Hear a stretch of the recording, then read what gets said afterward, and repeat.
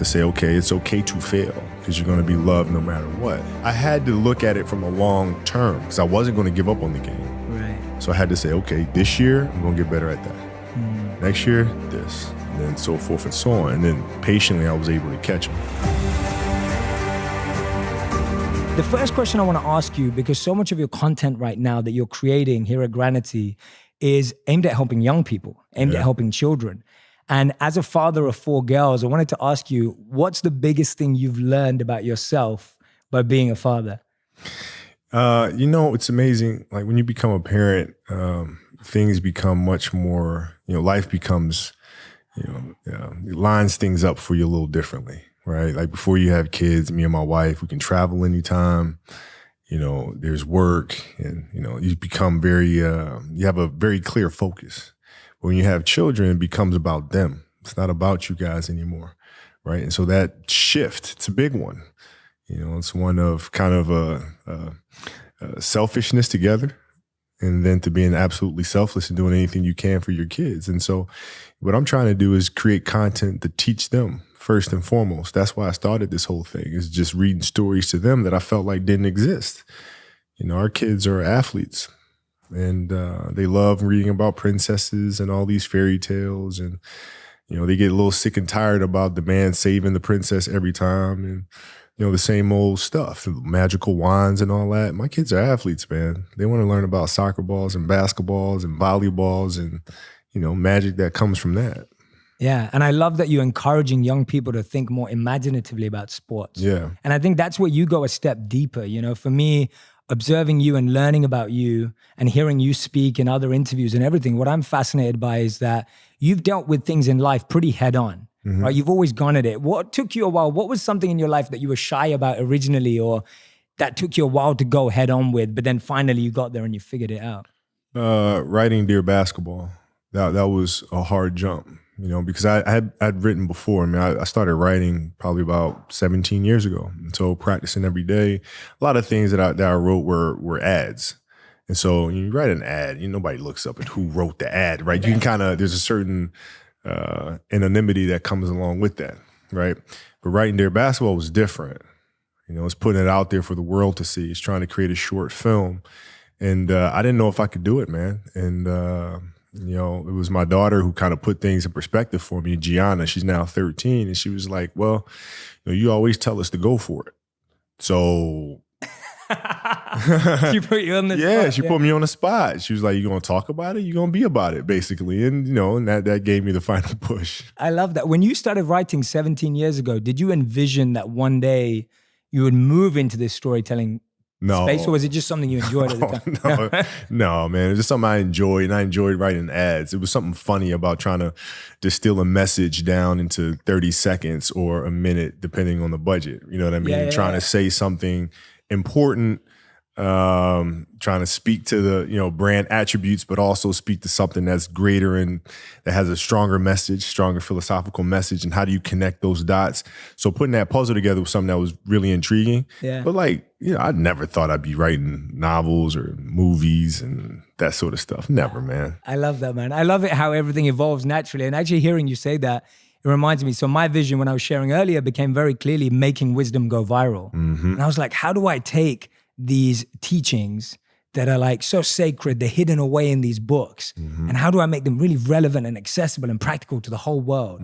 Because I know that anyone can access them. They're universal, right? These teachings can apply to anyone, but sometimes they're just hidden away. Sure. And a young person doesn't know how to find them. So that inspires me hearing them. That's beautiful too, because especially in today's world, there's so much clutter.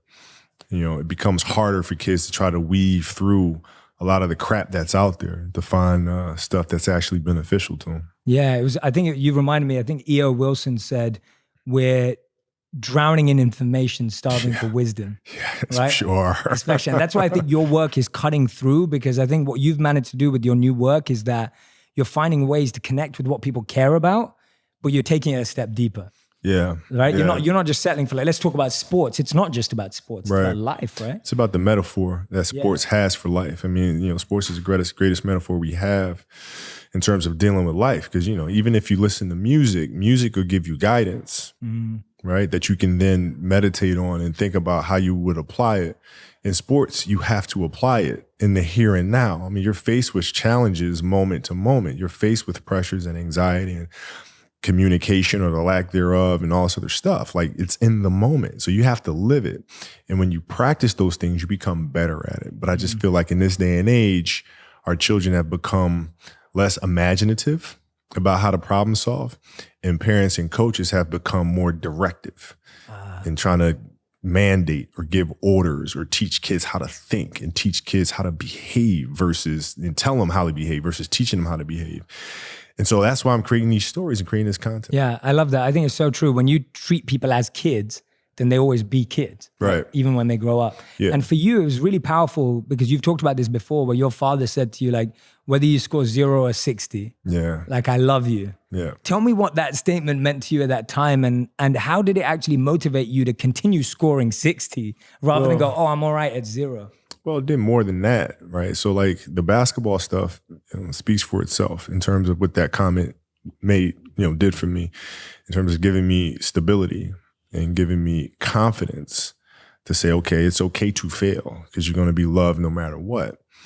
And that doesn't just mean basketball. That means anything in life. Yeah, that means writing. That means being an entrepreneur. That means having the confidence to go for it. And I've seen too many parents do the exact opposite. And it terrifies children. And children become paralyzed by their own fear because they don't have that security blanket of love and comfort. Yeah, absolutely. How have you been able to, in your life, see past the cloud of emotion to actually execute on things? Because I think what we were speaking about earlier, this challenge that young people have today, everyone has today, of just so much information, so much cloud of emotion, so many feelings, so much childhood baggage that you're bringing. Like, how have you always cut through that and execute on that? You know, what I try to do is just try to be still and understand that things come and go, emotions come and go. The important thing is to accept them all, to embrace them all, and then you can choose to do with them what you want versus being controlled by emotion.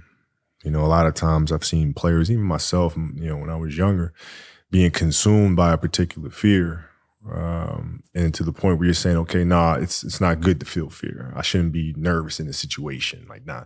And it does nothing but grow.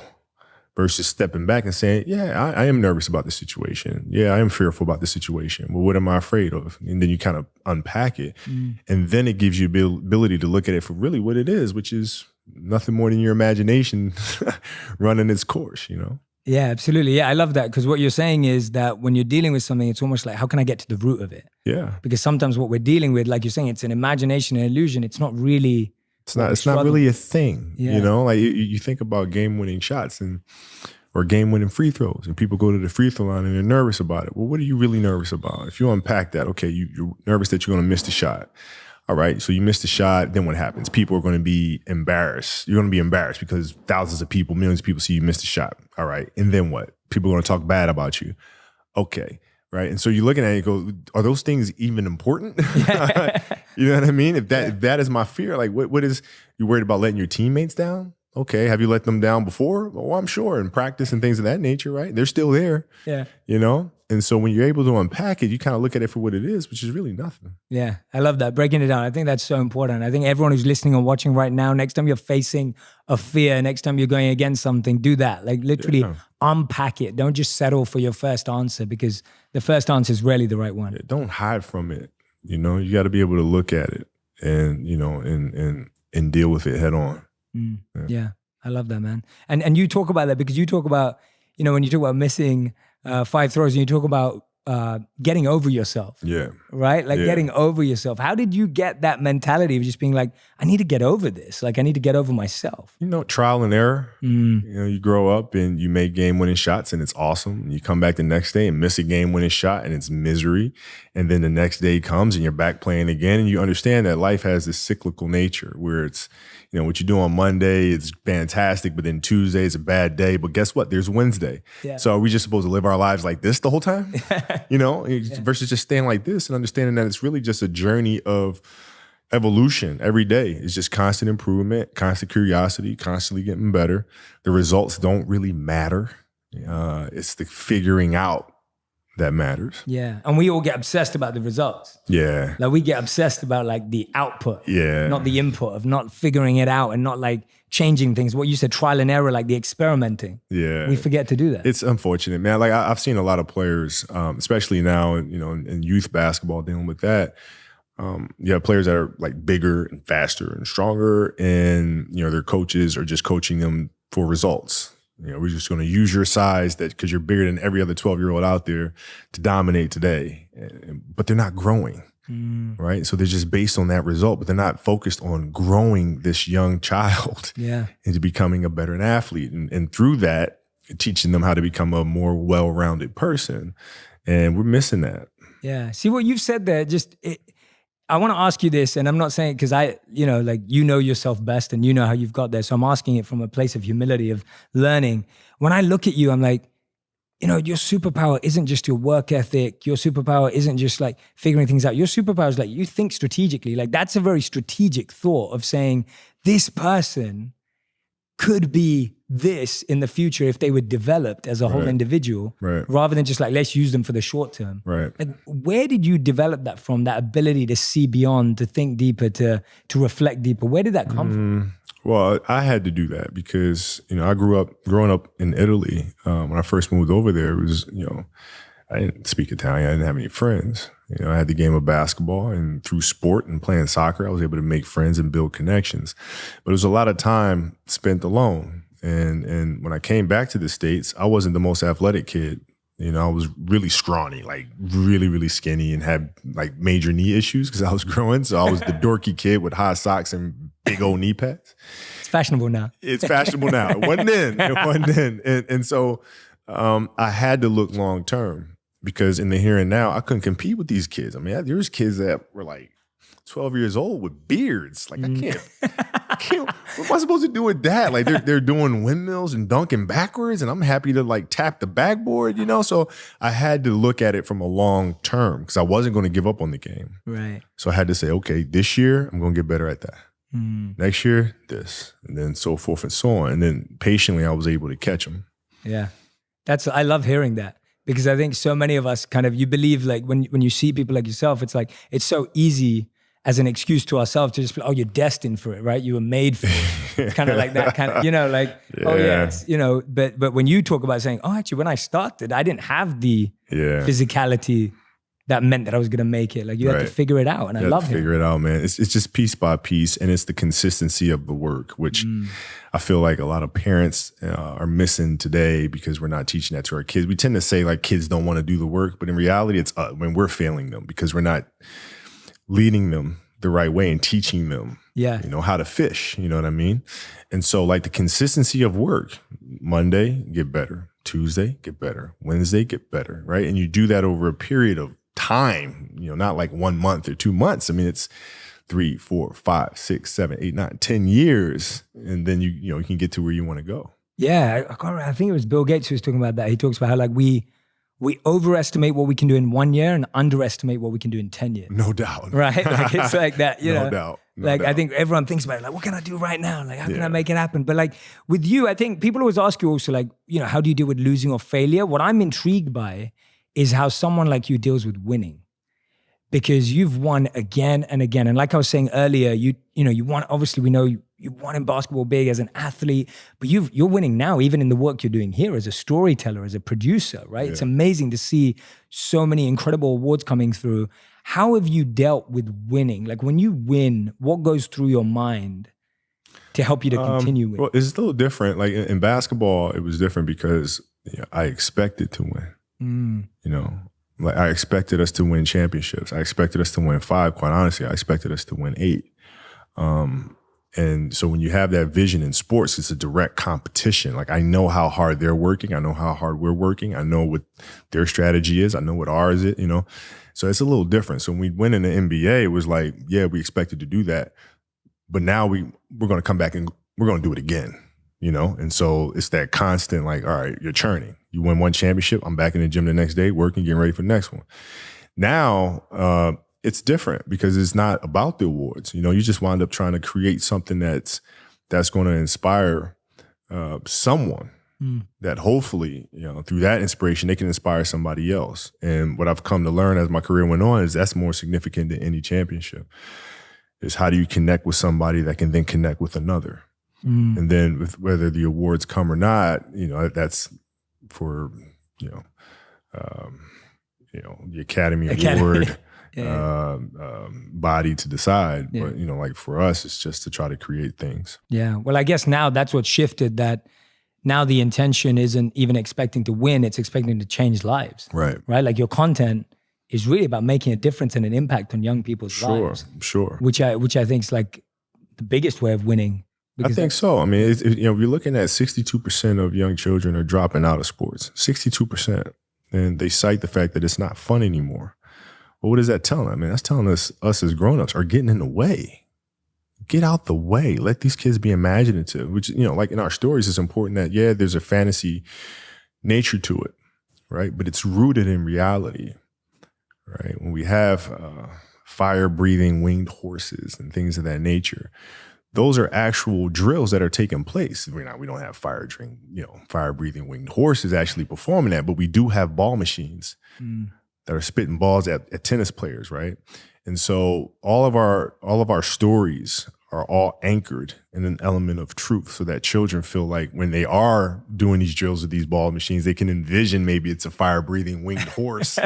Yeah, to keep them excited. Yeah, they can envision Gus throwing fireballs at them. Yeah. And even the plays, like when in the Wizenard series, when the basket is opening up and shrinking, these are things that we experience as athletes. Like some days I feel like I can't make a shot, man, and the basket feels like the size of a keyhole. Yeah. You know, and other days it looks like a swimming pool. Yeah. You know, that's magic. And so we root our magic in reality so that when kids experience these things, particularly the failure side of it, they can connect it to one of our stories and say, okay, I've seen this before. I know how to deal with this. Yeah. That's beautiful, man. I love that. That analogy of like feeling the basket bigger or smaller and like being able to vision that. I can vision it right now. And like, yeah, you're so right. Like some days it looks huge. And I love that. That's such a great way of thinking about it. And I guess so much of this is from your real life vision. Oh, yeah. This is like some days. I've experienced it. Yeah. But I love that because it's also giving them the permission to say like, be imaginative about this, right? Yes. And that obviously gives so much. I think when we imagine, it changes the reality of, I'm just sitting out here taking shots. Yes. Right? Which can get boring and tiring. Becomes mechanical. Mechanical, that's the right word. Mechanical. Yeah. Like our job is to try to inspire the creativity inside of our children so that they can think through how to problem solve situations. So like, when I coach my daughter's team, it's not about giving them answers. It's about asking them questions and getting them to process things.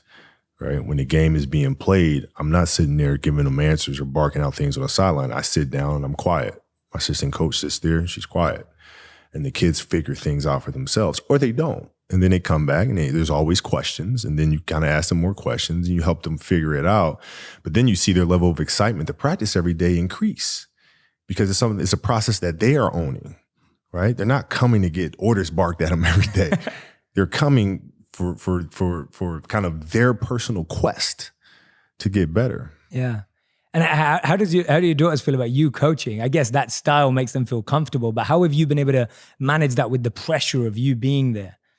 No, it's no pressure because, it's their process to own. Like I have knowledge, information that I've gained, through playing. So like the little details of things I can teach at a high level. But ultimately it's them. Yeah, you seem very still and detached about it. Yeah. I mean, it's the kids love playing basketball, and so that's the anchor of it all. They come and they play and they learn and they have fun and and they compete and they challenge themselves and one another and they just get better every day. Yeah. How have you seen that with Legacy and the Queen?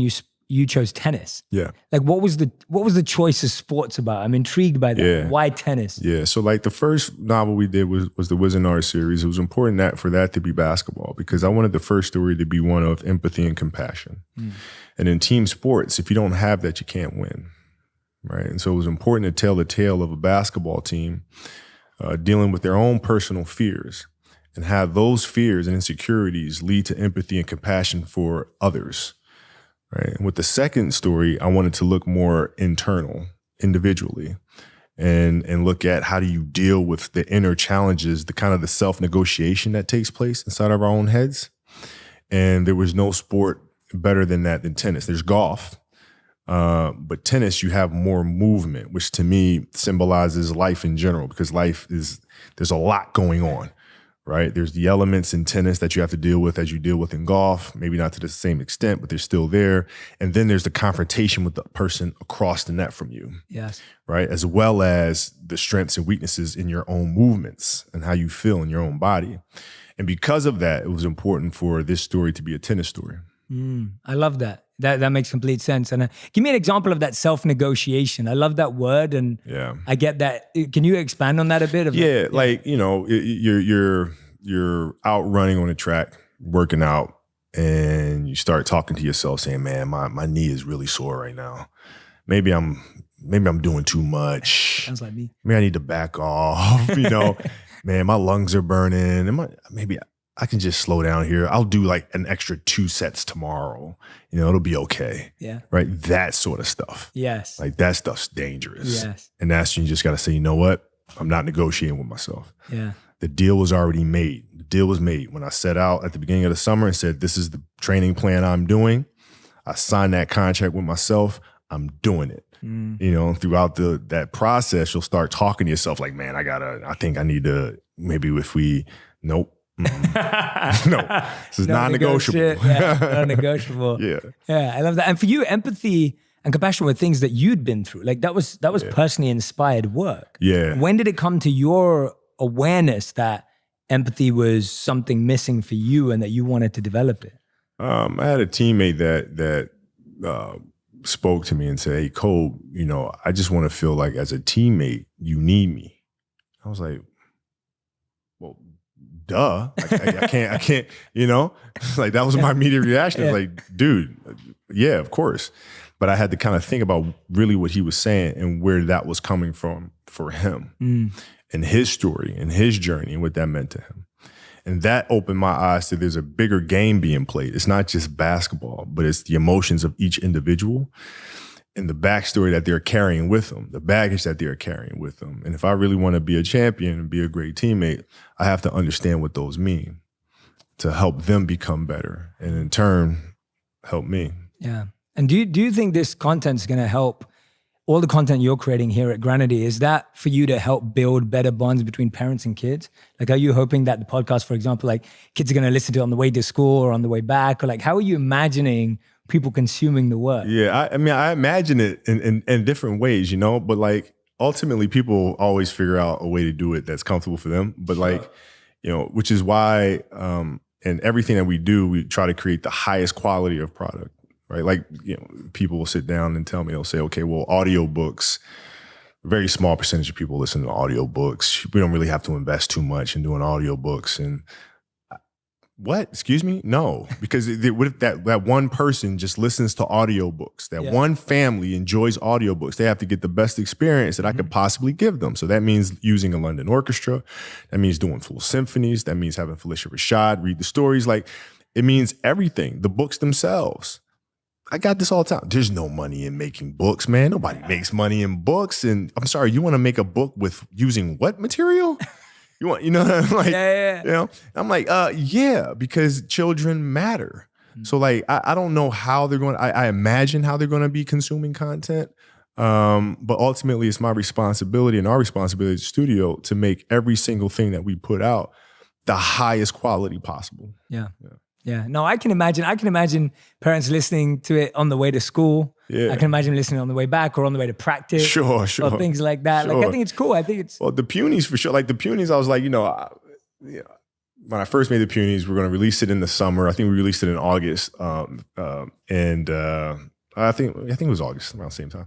But in my mind, I was saying, okay, parents are going to listen to this every Saturday morning because I know I'm in the car driving my kids to soccer games and like, you know, volleyball games and stuff. So parents can listen to this with their kids in the car as they're driving to sporting events. Like that was kind of what I had in my mind.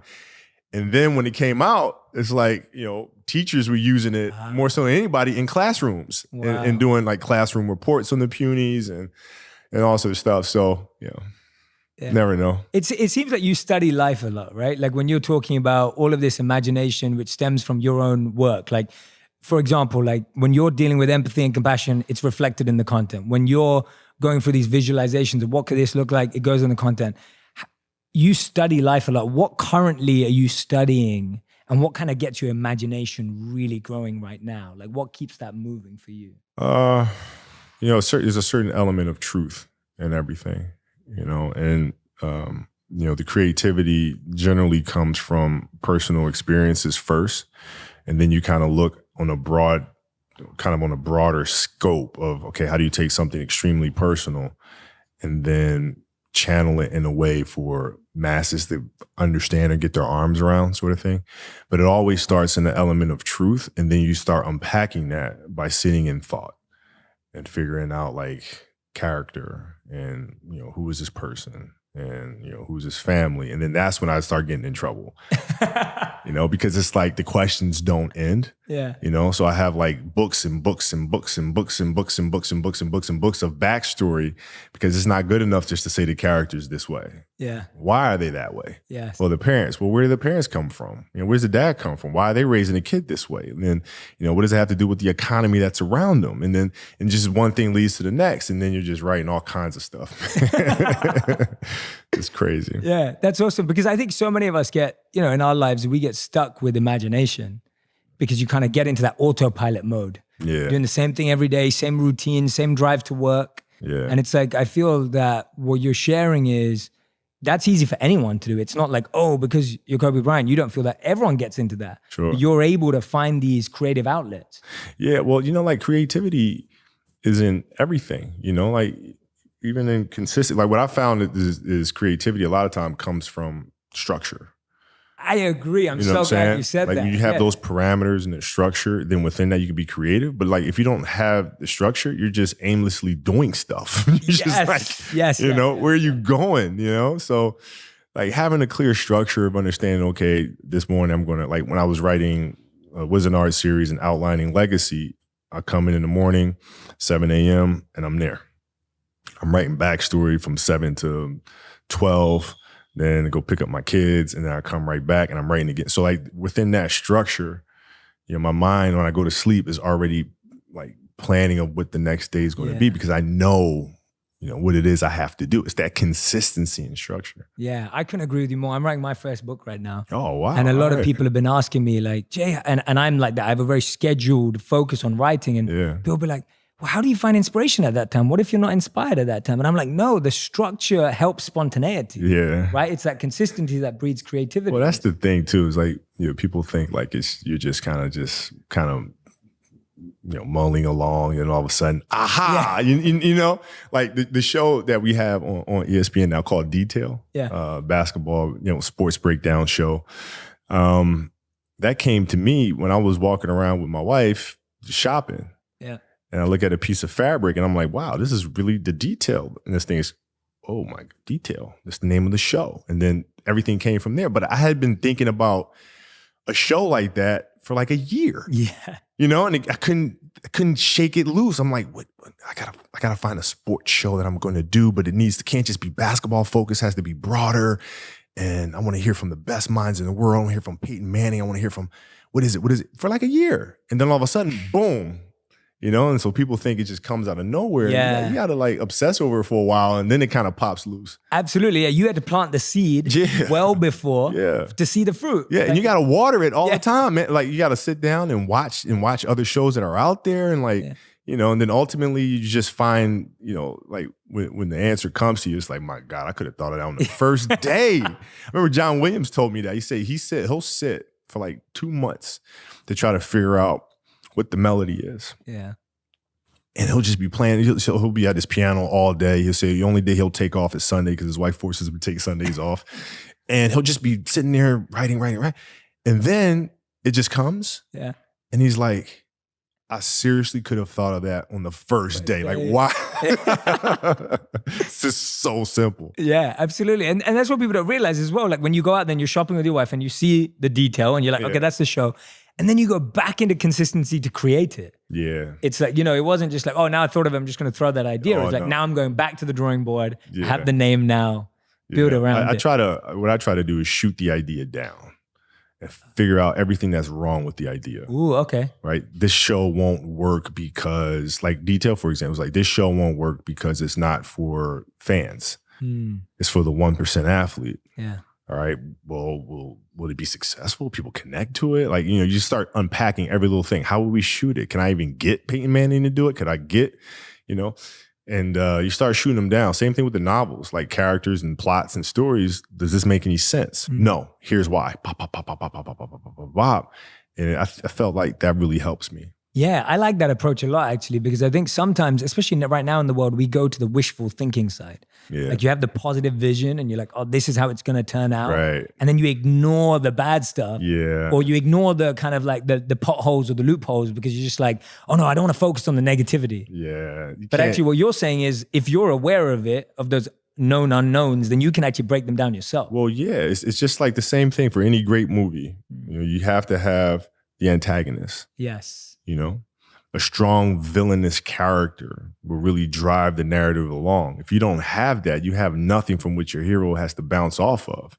That villain could be, maleficent.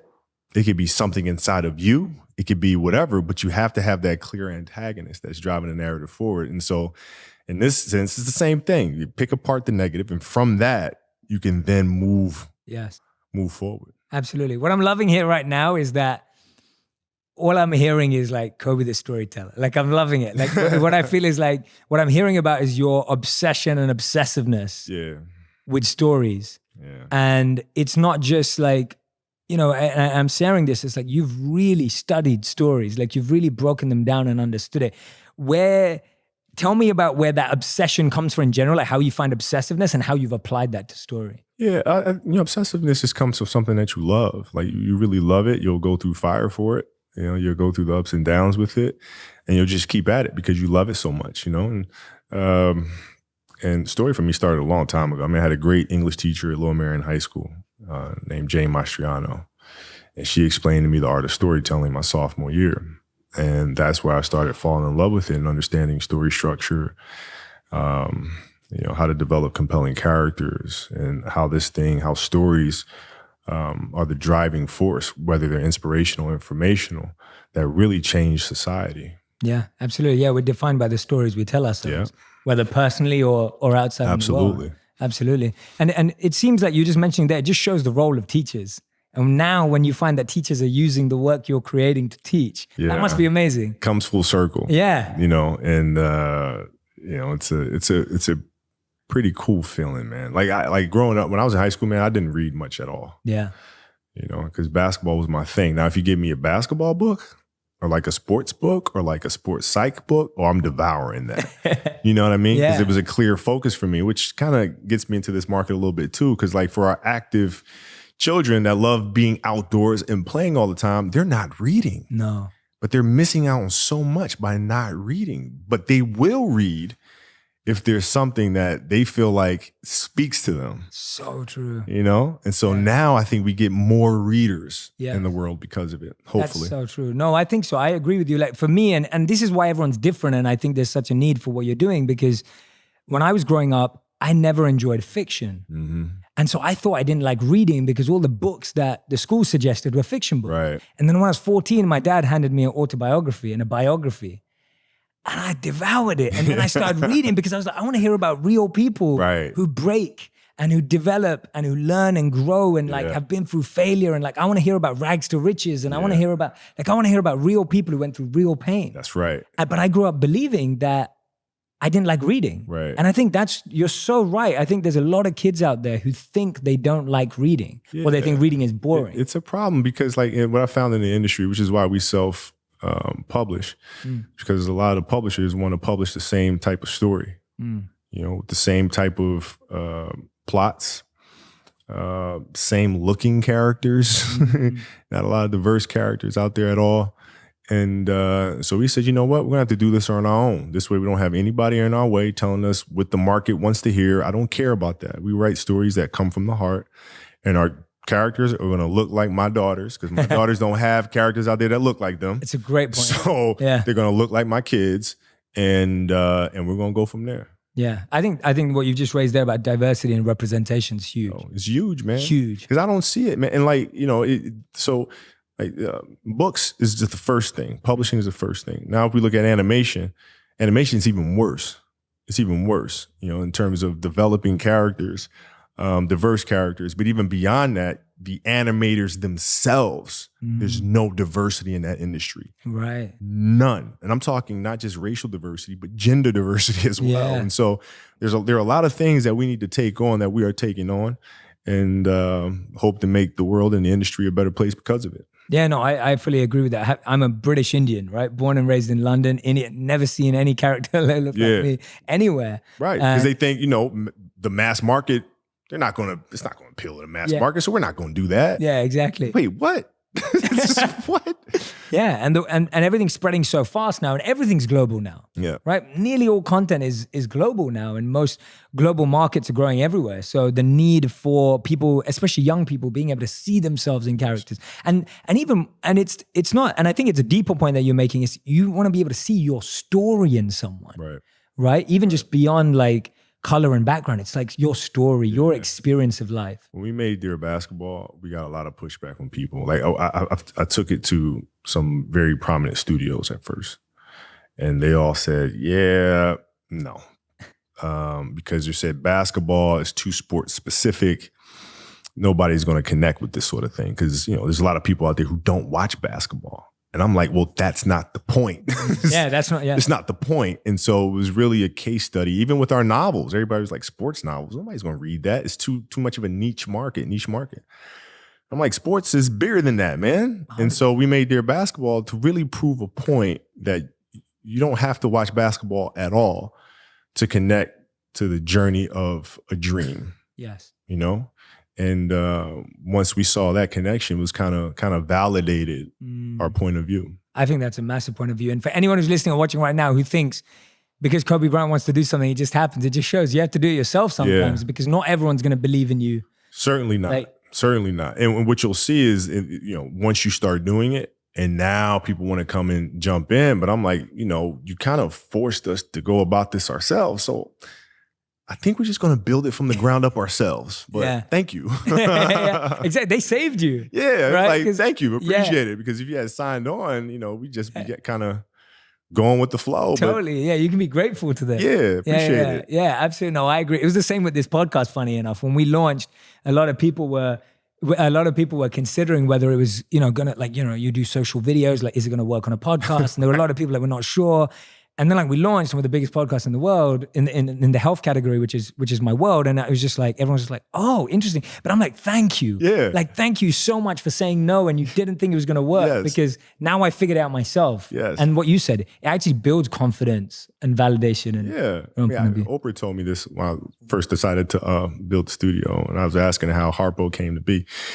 And she said, well, when she was doing her deal for the Oprah Winfrey Show, she was re-upping her deal. And actually, the first contract she made, she said, well, don't pay me up front. Just I want to own a percentage of the show. And so they gave it to her. And now, at the time, there weren't any Black women hosting a daytime talk show. No. Right? So it was really new. And she said, you know, Kobe, if they believed that the show was going to be successful, they wouldn't have given me that. They wouldn't have. In their mind, they're thinking, oh, we got to steal. We don't have to pay her. We can take this money and move it over here. This is great. You know, it's going to be a flop or be successful. I don't know. At least we get diversity on TV. It's fine. And all of a sudden it's, we're in trouble. We shouldn't have given it away. Yeah. Opened up Pandora's box, right? So now you come back for the next deal and it's like, you gotta have to give me some more ownership. And you're like, dang it, here. And then ultimately she, came to owning 100% of her show. Yeah, which is amazing. Wow, that's a great story. Yeah, that's fascinating. I think because sometimes when you think that, you're like, oh, they like me. That's why they're giving it. No. Yeah, no. Don't like me, please. Here's an idea. It's terrible. Yeah. I just need you to buy in just a little bit. Yeah, I love that, man. That is awesome. How are you encouraging? Well, you've shared so many stories of like your teacher who taught you about storytelling and writing early on. You just shared Oprah's example. Like you've had so many incredible mentors in your life. We all know about that. Yeah. How are you encouraging young people to find the right mentors, and how can they find the right mentors, even through your work? I guess your work is somewhat mentorship. We try to be, and I think the important thing is research. In the hall here in the office, I have a hall that I call Muse Hall. We have all the portraits of some of our muses here, from J.K. Rowling to, Steve Jobs and so forth and so on. And I think it's important to research them. And it's like putting, fuel in the fire every day. There's constant inspiration when you read about them, what they were able to accomplish, how they went about accomplishing it. You're just constantly, feeding that flame and learning. And the best way to do that is to learn from the people who have done it. Yes. Yeah. That just made me so happy. I have a gallery wall in my home. If we were recording this at my place in Hollywood, awesome.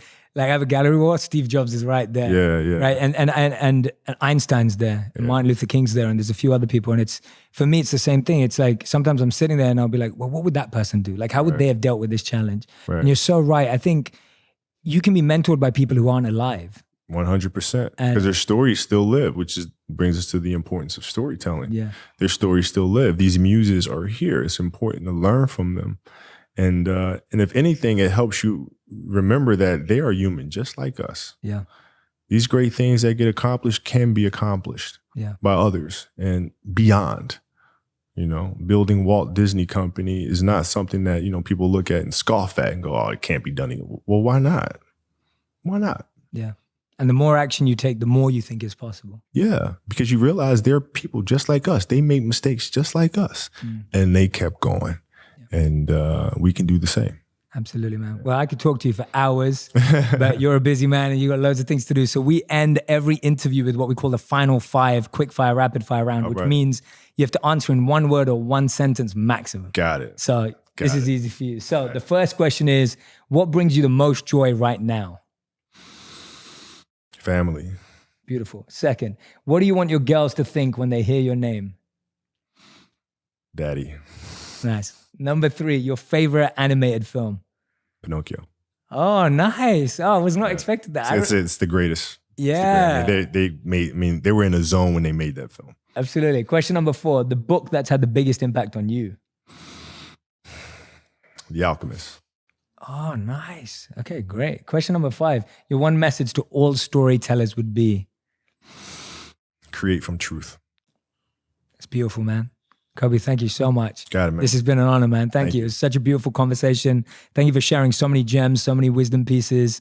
And anyone who's out there right now, I've got the copy of the book right here, Legacy and the Queen. You can go grab it. And you can also listen to the podcast, The Punies, as well right now. So you can go and download that. We'll put the links to both of them in the comment section and in this podcast. So you can go directly there. Kobe, thank you so much for allowing us into your space, man. This was really special. Thank you. I remember this. Thank you, man. Thank you. If you want even more videos just like this one, click on the boxes over here. And if you want to continue seeing these kinds of stories, you can subscribe by clicking the link right here.